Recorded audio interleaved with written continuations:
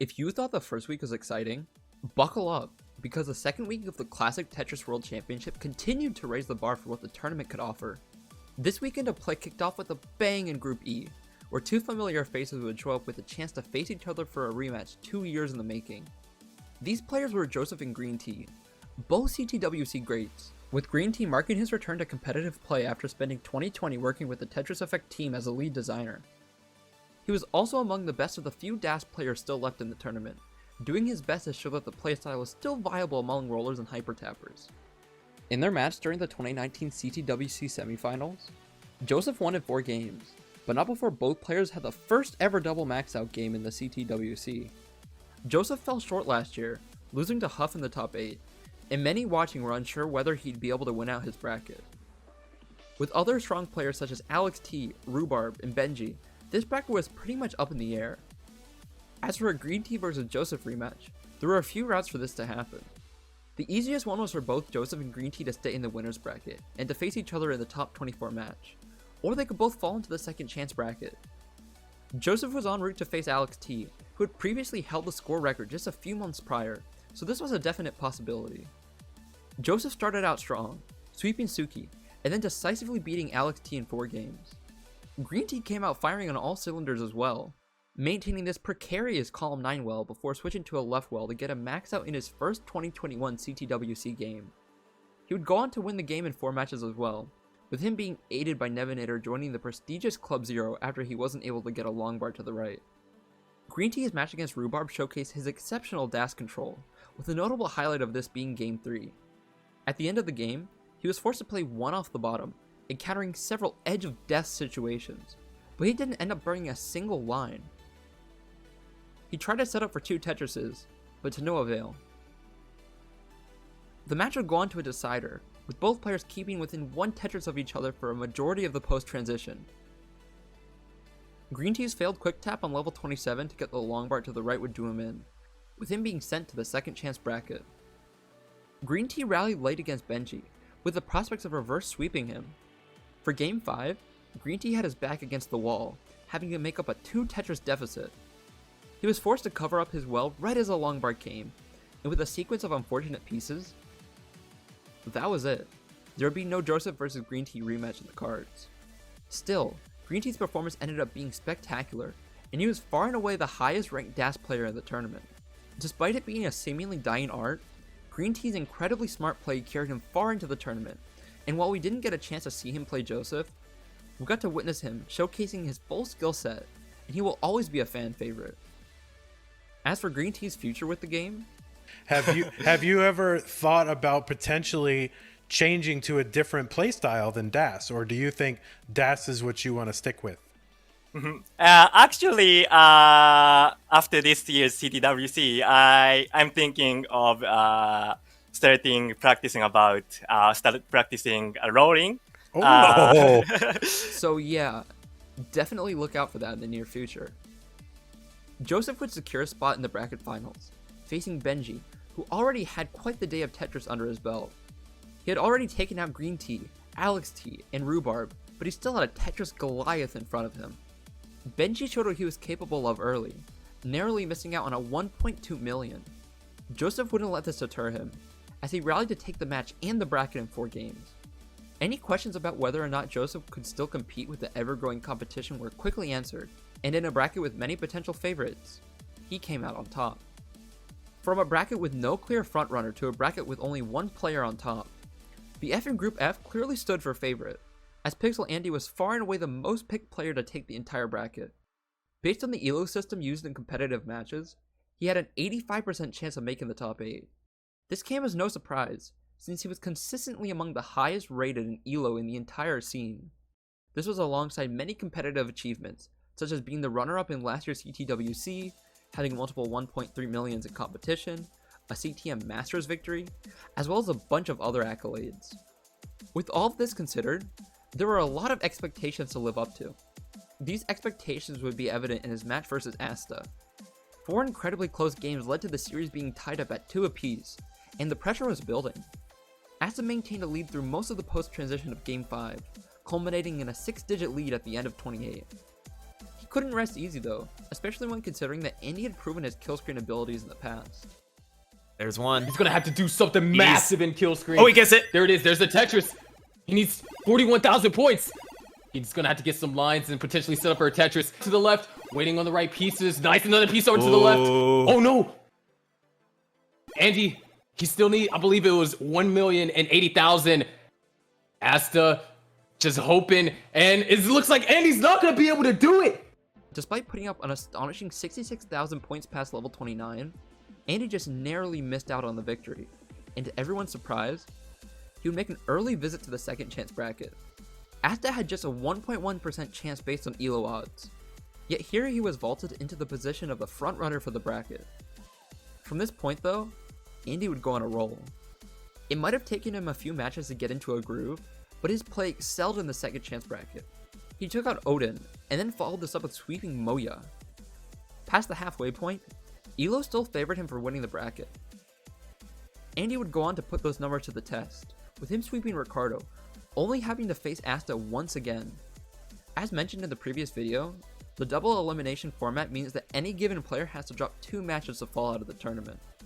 Since Asta hadn't lost a match up to that point, Andy would need to defeat him 2 times back to back.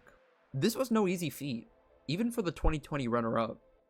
Asta took command early, being within 1 game of taking the bracket. Andy wouldn't let that happen so easily, though. Asta fell behind in game 4, and just like that, the floodgates opened. After the bracket reset, it was all Andy, with a little bit of dog mixed in. Asta would keep it close in game 3, but it wasn't enough, as Andy secured the sweep. This goes to show that in a tournament such as the CTWC, 1 game or set doesn't define a player, and Andy used the double elimination format to his full advantage. With his parade through the second chance bracket, he also regained the #1 spot for ELO. This second chance bracket victory followed a theme from the first 2 days of play, with one such event happening on both of those days, proving the worth of the second chance bracket. This would continue into the final day of the bracket stage as well. Before that, it's important to mention the remaining coalition of 1.1 million PB players remaining in the tournament. This is notable because, as mentioned in part 1 of the series, there were several players who had the potential to consistently score above the 1.1 million threshold. In the end though, every person in the tournament had to fight their way to get there, getting several max outs in the qualification stage. One 1.1 player got more than just a couple of max outs though. Aero would snag the #6 seed with an incredible 8 max outs.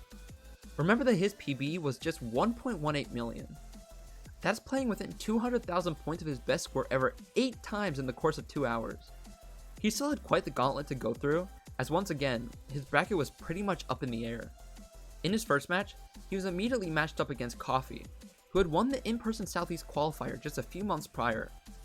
Above their match was just, well, some random guy wearing a platypus onesie, not really sure how he got in the tournament. In any case, Aaron's first match would be hard fought, as he fell behind 2 games to none initially. His following games though, would showcase him getting into quite the groove. His consistent play helped him stage an incredible reverse sweep, with game 5 being decided by a surprise early top out by Coffee. Aaron's battle to stay in the winner bracket wouldn't be easy, with him narrowly edging out his next 2 opponents. After the dust had cleared, he was just 1 match away from securing his bracket, being the only 1.1 million player still standing. Aaron still wasn't in the clear yet. Tristop had his persistency paid off, with him storming through the second chance bracket. Both players were used to the rigor of long days of tournament play, but Tristop showed no fatigue whatsoever, convincingly winning their first 2 games. After this unfortunate long bar hang by Aaron, the bracket would be reset, and momentum was clearly in Tristop's favor. He maintained the same incredible consistency that he had showcased throughout the entire bracket stage, once again sweeping Aaron. It might have been an anticlimactic finish for Aaron, but he showed immense toughness through the entire day, and it was no easy feat to have remained in the winner's bracket for as long as he did. In the end, the power of the second chance bracket pulled through once again, with Tristop being the 4th person to use it to his maximum potential. There was only 1 instance of a second chance bracket player winning their bracket last year, with Nano being that lone case.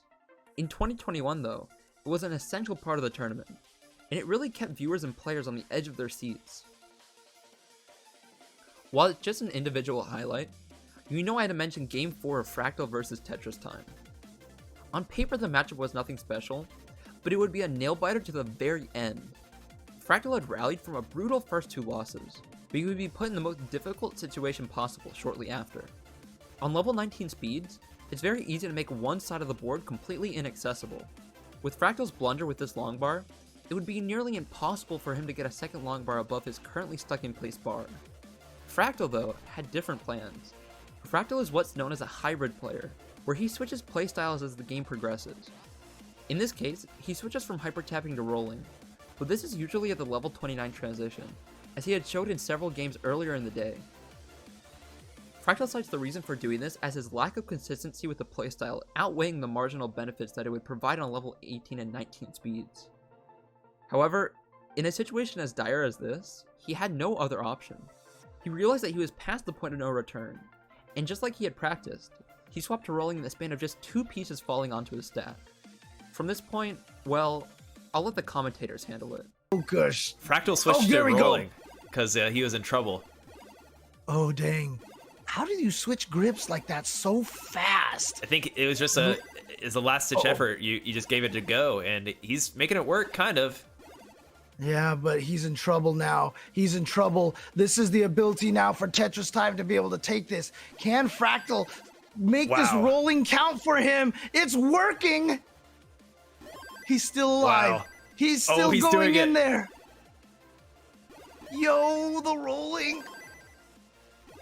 Okay, beautiful burn. Okay, gotta get that. Oh my gosh. Wow. This is not so happening. sick. This is not happening. Boom, He did it. baby. He burned through back to hyper tapping. Let's go. Look at that. I got a boom out of myself without a Tetris. That was so sick. It's pretty safe to say that in the situation that Fractal was in, hyper tapping with the left side of the board entirely inaccessible, no other player could have escaped the fate of a quick top out. Even for rollers it would have been tough. His board wasn't in a friendly spot whatsoever.